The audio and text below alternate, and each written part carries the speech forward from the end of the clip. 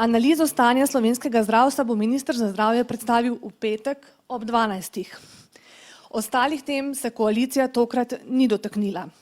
In kaj je prinesel koalicijski vrh, nam bodo povedali predsednik vlade, dr. Golob, podpredsednica SD Meira Hot in minister za delo, družino, socialne zadeve in enake možnosti ter koordinator Levice Luka Mesec. Predsednik, izvolite. Hvala lepa in lep pozdrav. V bistvu je bil ta vrh sklican z enim samim namenom in ta namen je bil, da jasno pokažemo ljudem, prebivalkam in prebivalcem Slovenije, da smo skupaj v odločeni, da reforme, ki jih Slovenija potrebuje, zato da postane moderna država, tudi izpeljemo. In v tem duhu je tudi vrh potekal. Že takoj bi rad povedal to, da je minister Danijel Loredan Bešič, ki je predstavljal zdravstveno reformo, v resnici dobil popolno podporo vseh udeleženih pri načrtih za reformo. Ne samo podporo, bil je deležen nemalo besed občudovanja, tudi mojih. Ne samo za pogum, ampak tudi za to, kako sistematično so se reforme na Ministrstvu za zdravje pod njegovim vodstvom lotili.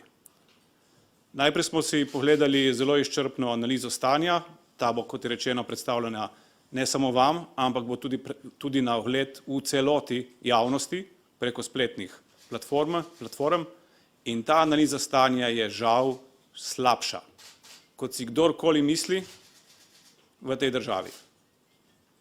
Ampak dobra novica je, da so ugotovljeni razlogi, zakaj je situacija tako slaba in da obstaja načrt. In o tem načrtu, ki ima konkretno časovnico, je potekala zelo temeljita razprava, brez dlake na jeziku. Danes je bilo na vrhu dovoljeno, da vsak pove svoje mnenje in vsa mnenja so bila enakopravna. Danes ni bil namen, da kogarkoli discipliniramo, danes je bil namen, da sklenemo zavezo, da vsi skupaj verjamemo, da je reforma nujna in da se zavežemo, da jo bomo izvajali skupaj. Če tudi ne bomo vedno enako razmišljali, vsi se pa zavedamo, da je ta reforma nujna sedaj.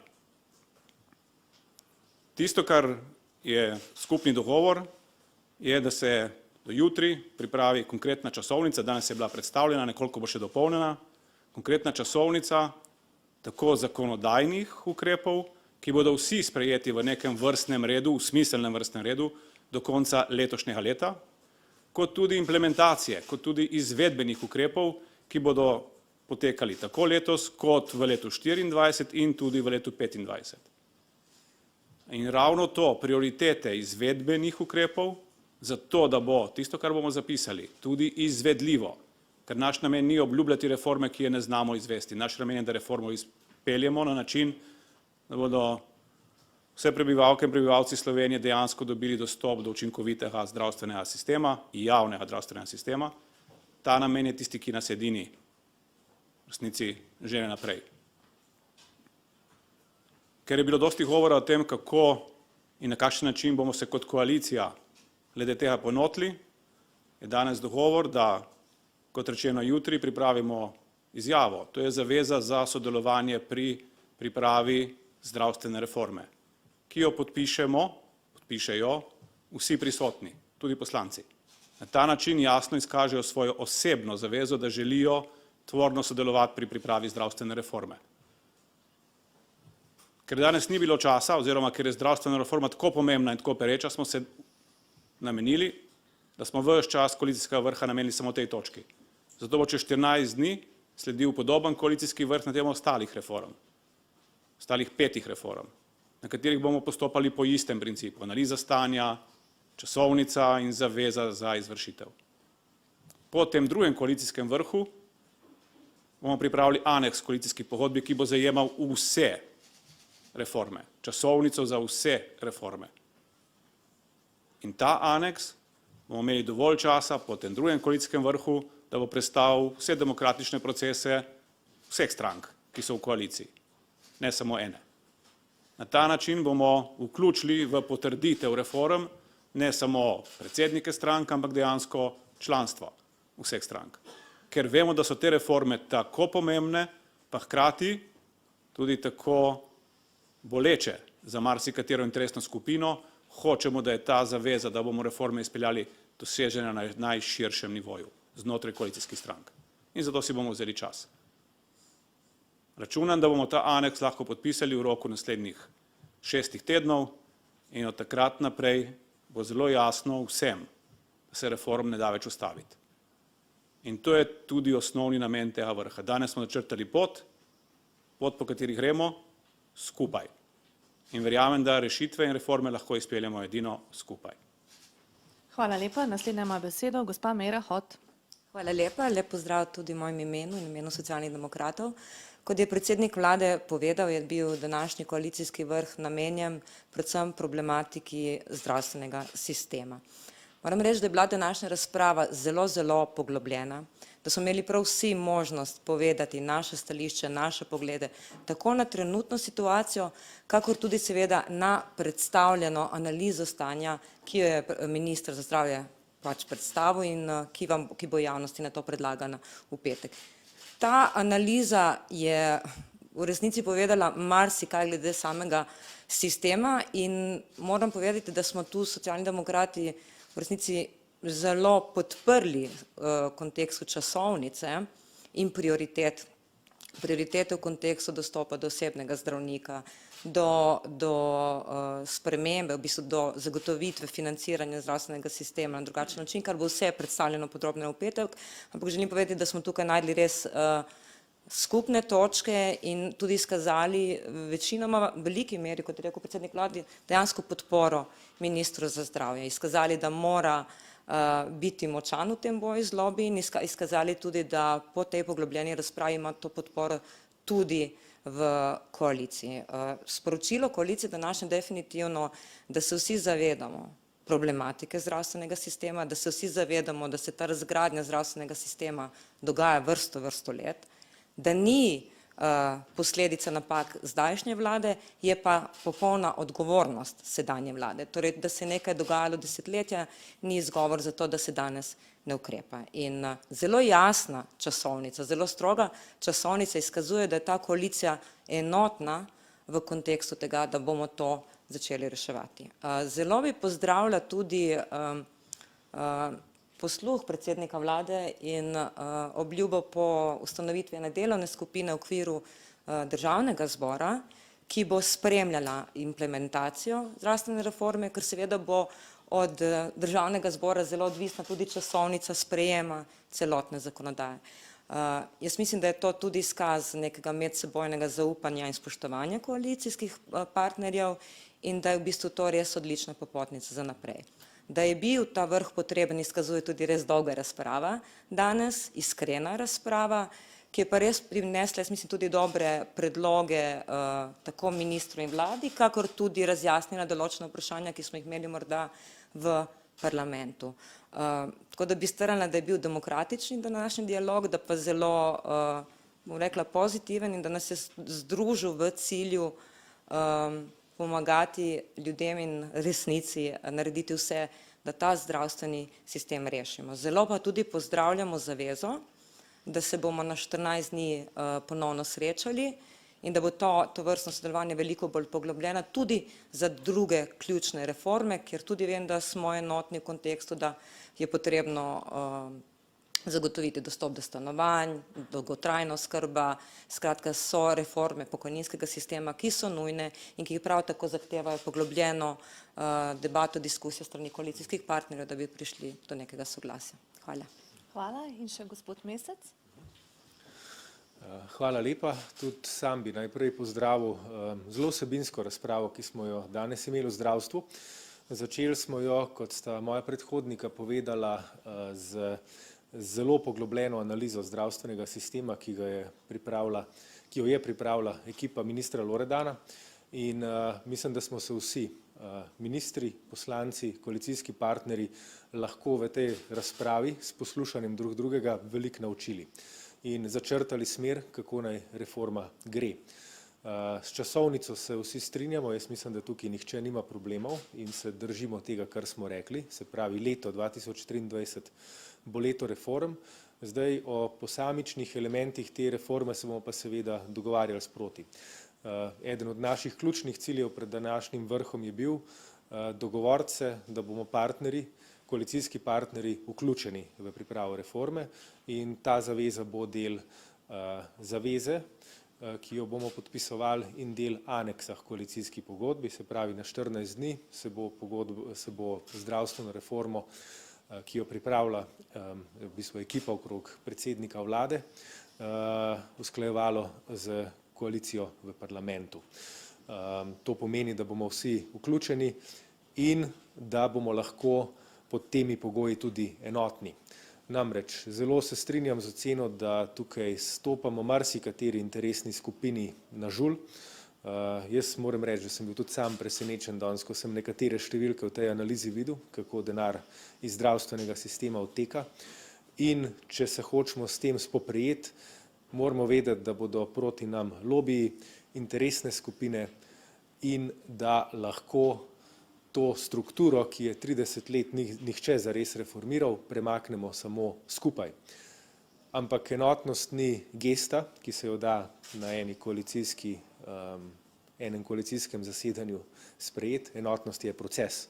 Zato bo enotnost treba graditi in mislim, da smo danes začeli zelo dobro, da to enotnost skozi proces tudi začnemo graditi med nami.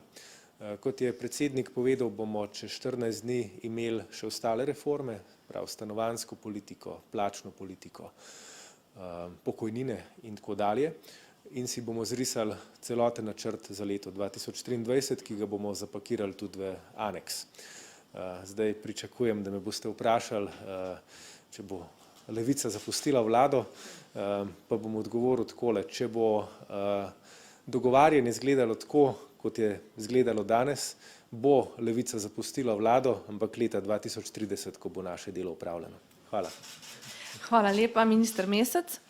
Zdaj vas vabim, novinarke in novinarji, da zastavite vprašanje pri mikrofonu, se predstavite in še enkrat poudarjam. Teme kot so, kakšen naj bo plačni sistem v javnem sektorju, kakšna naj bo šolska reforma, kakšna bo obdavčitev dela, kakšna naj bo pokojninska reforma, o tem danes ni bilo niti besede. Tako da ta vprašanja so brezpredmetna. Izvoli, Anže. Anže Božič, POP TV. Jaz imam vprašanje pravzaprav za vse tri, prosim. Omenili ste, gospod Golob, da je analiza stanja pokazala, da je stanje slabše, kot se je celo zdelo. Pa vsem bi vas prosil pred petkom, če vsaj vsak od vas izpostavi tisto eno stvar, recimo, ki je najbolj problematična in rabi, recimo, temu prvo diagnozo. Ne gre za ključno spoznanje je, da se je v preteklosti poskušalo reševati zdravstveni sistem s posamičnimi ukrepi, ki niso delovali. Ali pa so delovali za leto dni ali dve in potem je bilo spet vse po starem. In iz podatkov današnjih jasno izhaja, da reforma je lahko edino celovita in da se je moramo lotiti v njeni središčni točki. In to je pri zavarovalnici.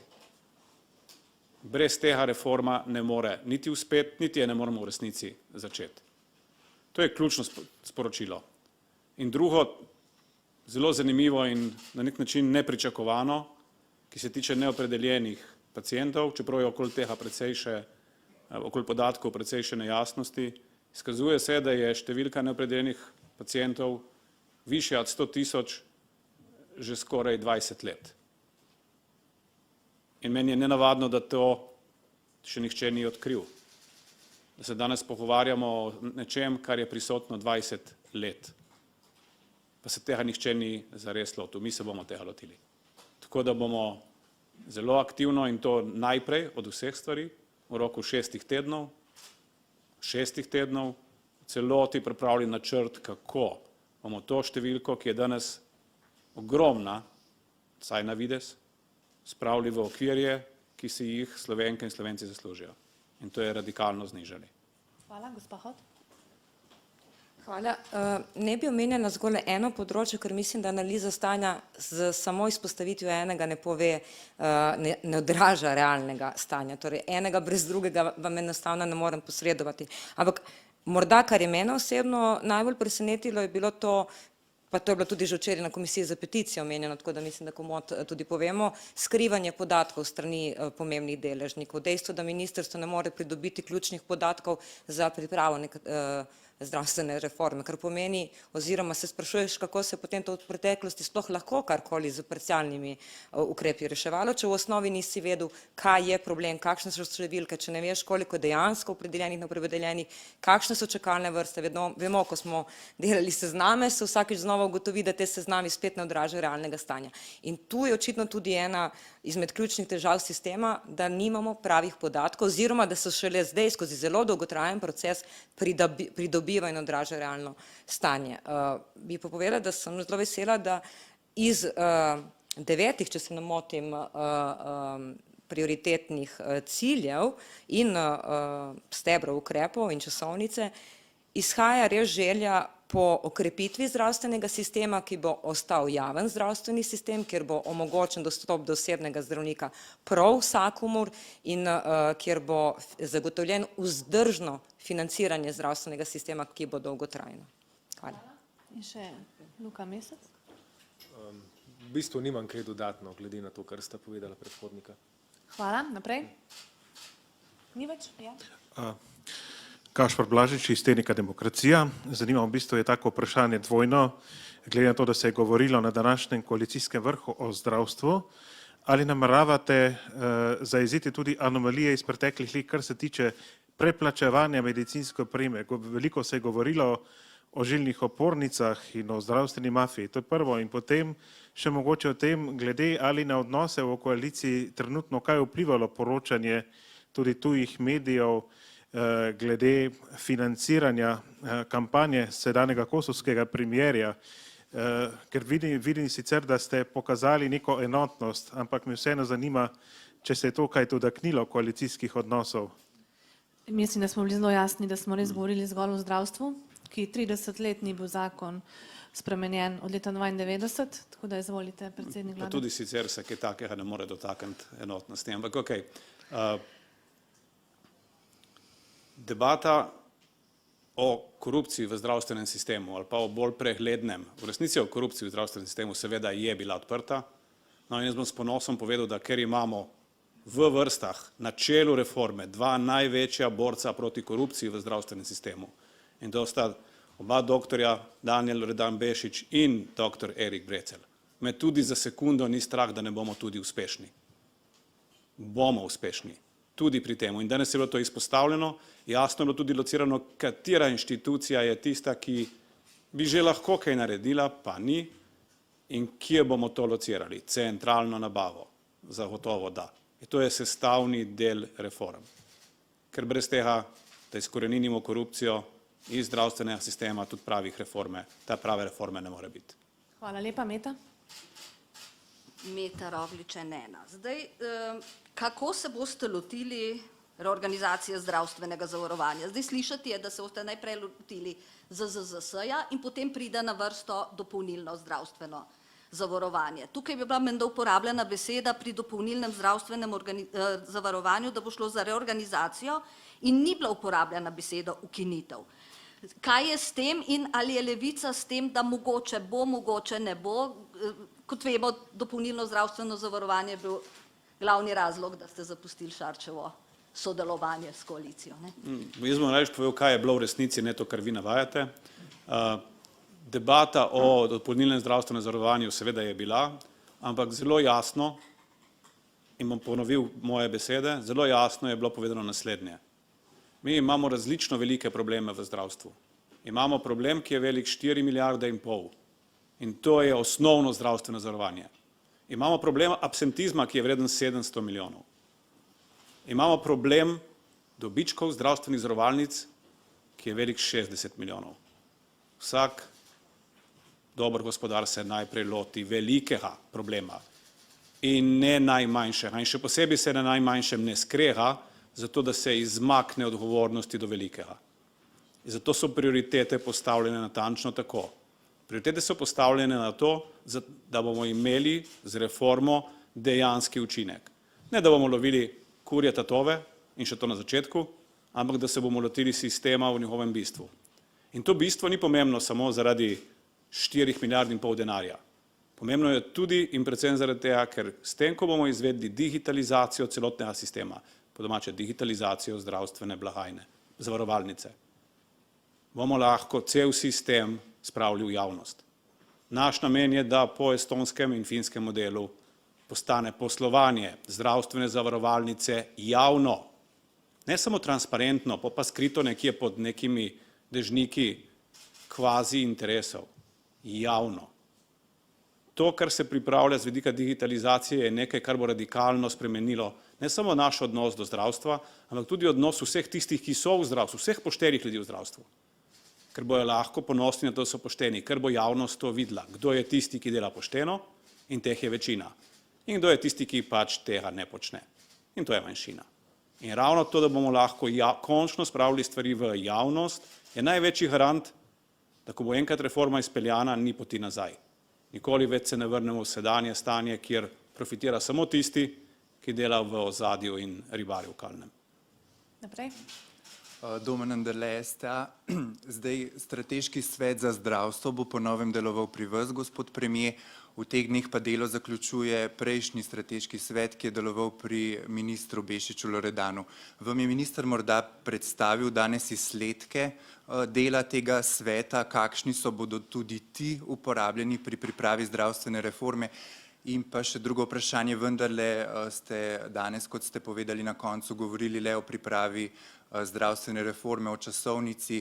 Gre tukaj za kakšno sporočilo, da gospoda ministra ni tukaj z vami, da ne stoji ob vas? Hvala. Jaz mislim, da odgovor dal že na začetku, sem mislil, da se bom izognil temu vprašanju. Minister je bil deležen podpore ne samo Gibanja Svobode ali mene, ampak celotne koalicije danes. Strateški svet oziroma delovna skupina Ministrstva za zdravje je pripravila to analizo, ki bo tudi javnosti in vam dostopna v petek. S tem se na nek način njihovo delo zaključuje na tem nivoju analize stanja, priprava konkretnih, ne samo usmeritev, ampak predvsem konkretnih izvedbenih ukrepov je štartala prejšnji teden, medtem ko strateški svet ne bi bil imenovan, mislim, da bo do konca tega tedna, vodil ga bo dr. Erik Brecelj, ki je v resnici bil že vključen tudi pri ministru. Tako da večina članov sveta ministra se enostavno seli, mislim, da bo polovica sveta, strateškega sveta sestavljena iz njih, dodajamo pa jim ostale strokovnjake, ki so predvsem potrebni z vidika izvedbenih, spravi, kako realizirati njihove ideje. Zato svet širimo, premikamo pa na najvišji nivo preprosto zaradi tega, da izkažemo zaupanje v njihove napore. Da jim pokažemo, da tu ne gre za solo akcijo enega ministra, in to je bilo danes večkrat povedano, ampak da za tem stoji cela vlada, ne samo predsednik vlade. Za tem stoji minister za finance, za tem stoji ministrica za javno upravo in ministrica za digitalizacijo. Zakaj je to tako pomembno? Ker želimo, da vsa ministrstva skupaj pripravljajo zdravstveno reformo in da se nam ne more zgoditi, da bi zaradi sporov med dvemi ministri bila reforma kakorkoli na izvedbenem nivoju ogrožena, ker ne bo. In to je edini razlog, zakaj smo reformo iz faze analize, ko smo prišli v fazo izvedbe, dvignili na še višji nivo. Sicer pa z ministrom pogosto stojiva eno ob drugem in bova še stala dosti časa eno druge. Hvala, naprej. Bi pa jaz rada povedala, upam, da to ni nobena skrivnost, da ko je bila predstavitev ministrova končana, je dobil aplavz v celi dvorani in tudi potem njegova ekipa celotna je tudi požela aplavz, ki je to analizo predstavila. Tako da mislim, da je tamle še Brigita želela zdela, ne? Meta? Lahko samo še, gospod Mesec mi ni odgovoril na vprašanje, kaj misli glede dopolnilnega, je zadovoljen s temi današnjimi sklepi? Ja, ukinitev dopolnilnega zavarovanja seveda pač ostaja ena od programskih prioritet Levice in zavez v koalicijski pogodbi.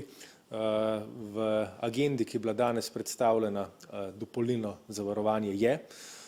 Je pa tako, kot je predsednik rekel, začeli bomo po vrsti urejati krogotok denarja v zdravstvu.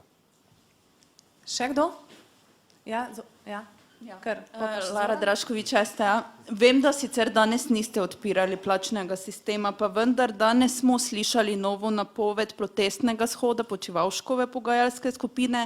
Kako hitro boste v bistvu potem lahko pričakujemo začetek pogajanj o novih plačnih stebrih in kako boste vmes brzdali apetite, ki ste jih nekako sprožili z obljubljenimi dvigom plač posameznim skupinam?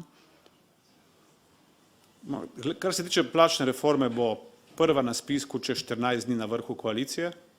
To je prvi, ampak to je reforma kot taka. Pogajanja s sindikati javnega sektorja po mojih informacijah stečejo prihodnji teden. Take informacije imam od ministrice in z tega vidika ni v resnici nič novega. Tudi napoved protestnih shodov je popolnoma verjetno, popolnoma legitimna pravica sindikatov in ne vem, zakaj bi se do tega opredeljeval. Naša naloga ni, da se ukvarjamo s tem, ali kdo protestira ali ne, ampak da postavimo plačni sistem, ki bo temeljil na istih temeljih, na enotnih temeljih, hkrati pa znal zaobjeti realnosti posamečnih podsistemov. Današnji sistem je samo z besedo enotni, medtem ko v resnici že dalj časa ni enotni in ga bomo reformirali, ampak o reformi sami več čez 14 dni. Morda še samo to ob tem, kdaj bo na vladi ta zakon, s katerim boste lahko zagotovili 60 evrov dodatka sodnikom, ki ste ga napovedali. 600. To pripravlja ministrica za pravosodje, mislim, da bo jutri prvič o tem obvestila vlado, tako da prvič bomo o tem razpravljali jutri, o teh rešitvah. Nastja Stopar, RTV. Mene pa zanima komentar na današnji predlog Nove Slovenije in sicer, da bi se bolnik sam odločal, kje se bo zdravil, vse pa da bi kriv Zavod za zdravstveno zavarovanje. Potem še eno vprašanje za ministra Mesca in sicer kaj pravite na predlog oziroma pobudo ZDUS-a, da bi se pokojnine uskladile za 7% in ne za 4%, kot je predvideno. Če smem, v predlogu Nove Slovenije nihče ni vedel nič v dvorani in tako detaljno se tudi nismo lotili te razprave. Ampak lahko je vseeno dovolim. Izvolite, ja. Reševanje z gasilskimi predlogi je bilo v preteklosti dovolj. 30 let se je delalo tako in rezultati so vidni. Zato se ne bomo ne odzivali na gasilske predloge, niti ne bomo delovali gasilsko. Na področju zdravstva in ostalih reform bomo delovali sistemsko. Danes smo naredili prvi korak in če želiš delovati sistemsko, moraš najprej povedati, kaj so prioritete in s kakšno časovnico jih nameravaš uresničevati. In to smo naredili danes. Hvala. Luka Mesec na odgovor za pokojnine in potem Zoran Potič in smo pri koncu. Glede pokojnin, dve stvari bosta letos. Prva je uskladitev, redna uskladitev, ta je predvidena z zakonom in sicer se pokojnine uskladi glede na letno inflacijo in letno rast plač v lanskem letu. Zato je tudi predviden že proračunski denar in pač po črki zakona bomo to uskladili. Ne bomo arbitrarno določali, kakšna bi morala biti ta številka, ker to v zakonu piše, kakšna je ta številka. Drugič, kot sem prej povedal, bomo čez 14 dni imeli ponoven koalicijski vrh, kjer bo na dnevnem redu pokojninska reforma in tukaj bomo pa opravili široko družbeno razpravo o tem, kaj je pravičen pokojninski sistem, kakšen pokojninski sistem si Slovenija želi imeti in si ga lahko privošči naslednjih 30 let. Hvala lepa. In še Zoran. Ja, dober dan za gospoda premierja. Vprašanje. Politična dimenzija tega dogovarjanja o zdravstveni reformi je očitno zelo pomembna, kar ste verjetno tudi danes to opravili. Zdaj me pa zanima, ali bo v tem dialogu na neki stopnji pri iskanju čim širšega konsenza vključena tudi opozicija. Danes smo slišali NSi, v preteklih dnevih smo poslušali neke debate poslancev, kjer je tudi SDS izrazila željo, da bi bila del tega. In ne vem, ob začetku mandata ste tudi razlagali, da se lahko zgodi, da bo še kak referendum. Ali je možno, da bi to tako pomembno reformo, kot je zdravstveno, v bistvu pripeljali do referenduma, da bi se v tem bistvu cela javnost izrekla. Skratka, to politično iskanje soglasja o tako zelo pomembni temi. Kje so klet dimenzije možne? Ali bo to samo stvar koalicije? Torej, žalna zgodovina uči, pa zelo poenostavljeno, da se levo-sredinske vlade reform lotevajo, pa jih pol ne izpeljejo in mi nameravamo biti drugačni. In zgodovina nas tudi uči, da se desno-sredinske vlade ne lotevajo reform, dokler so na vladi, ampak potem o njih govorijo, ko so v opoziciji. In tudi z tega vidika se te zgodovinskih izkušenj zavedamo. Naša odgovornost do volivk in volivcev je, da to reformo izpeljamo in to takoj in čim hitreje. Iskali bomo konsenz med tistimi, ki delimo iste vrednote. In te vrednote so krepitev javnega zdravstva. Popolnoma logično nam je, da bojo vse ostale interesne skupine uporabljala vsa možna orodja, da ta proces zaustavijo. Čisto možno je, da bo kdo sprožil tudi referendum. Ampak nad zato. To ne bo v ničemer zmanjšalo naše odločenosti, da v Slovenijo vrnemo delujoč javni zdravstveni sistem. Najlepša hvala. Na kratko, Anže, ampak res, ker smo bili res izčrpni. Spet malo širim temo, ampak tudi gospod Golob, upokojenci zahtevajo višje pokojnine, ravno danes smo to slišali, kako mogoče odgovarjate temu sektorju, in pa gospod Mesec, študenti niso zadovoljni s temi subvencijami, ne, da so menda prenizke, prosim, en komentar še na to, mislim, da se celo en protest danes na Filozofski fakulteti s tem povezan zgodil. Poglejte, mi je žal, da vam moram tako odgovoriti, ampak danes je bil narejen velikanski korak k temu, da se bomo skupaj lotili reform, s katerimi se odlaša 30 let. Nezadovoljstvo ljudi izhaja tudi iz tega, da se nihče ni lotil reform v prejšnjih mandatih. Mi želimo ljudem sporočiti skupaj in enotno, ne bomo bežali od najtežjih problemov.